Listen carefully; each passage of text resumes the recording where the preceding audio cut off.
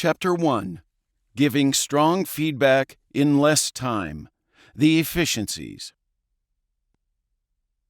The very first article of the first issue of the English Journal from 1912 begins with a question. Can good composition teaching be done under present conditions?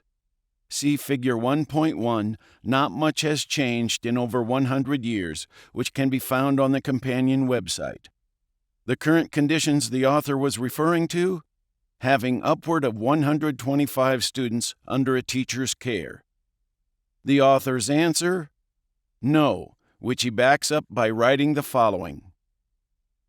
Every year teachers resign, break down, perhaps become permanently invalided, having sacrificed ambition, health, and in not a few instances even life, in the struggle to do all the work expected of them.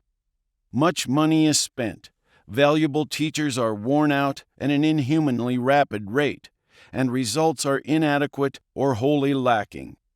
From any point of view, that of taxpayer, teacher, or pupil, such a situation is intolerable. Hopkins, 1912. 108 years later, and the situation is equally intolerable. Results remain inadequate.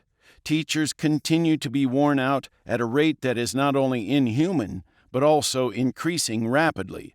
Hackman and Morath, 2018.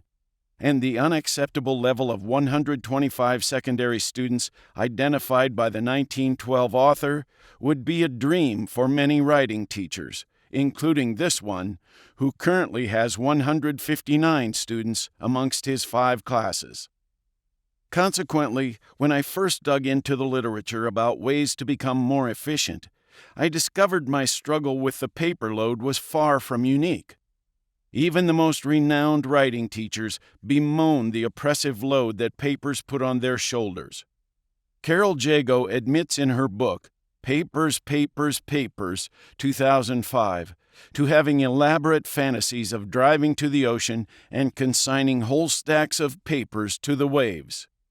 Dr. Richard Haswell, 2006, who has studied responses to papers for decades, calls them the profession's mark of Cain, page 8, and Eric J. Mendelson, 2018, recalls the iconic inscription on the gates of hell in Dante's Inferno.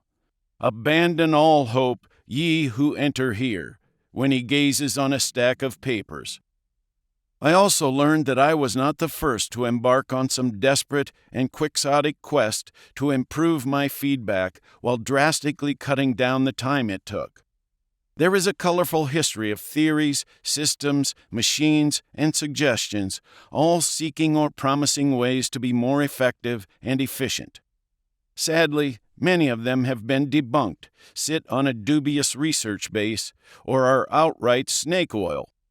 Yet among the noise, there are a number of practices created and curated by brilliant teachers that are widely supported by research and can actually help us grow more efficient and, at the same time, more effective, largely because they simplify our messages or eliminate the clutter.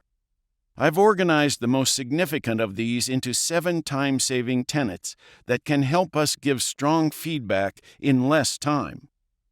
1. Don't read and respond to every paper. 2. Use more targeted feedback. 3.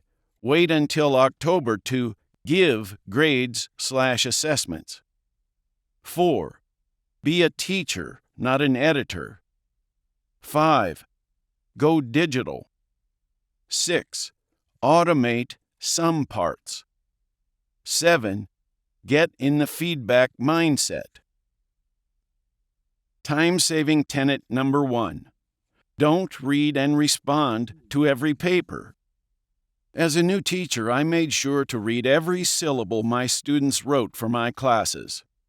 While part of this was because I wanted to read what they wrote, I also did this because not reading something made me anxious. Deep down, I worried that if my eyes didn't pass over a piece, somehow the students wouldn't learn from it, as if my gaze was the necessary catalyst to begin the learning process.